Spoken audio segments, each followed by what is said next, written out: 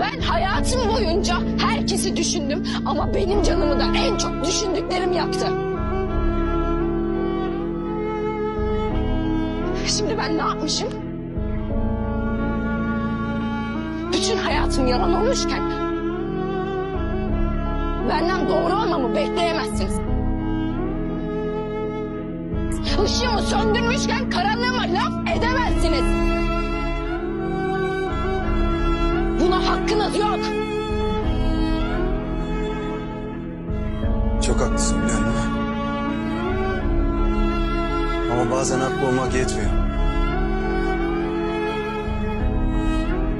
Haklı olmak lazım. Haklı.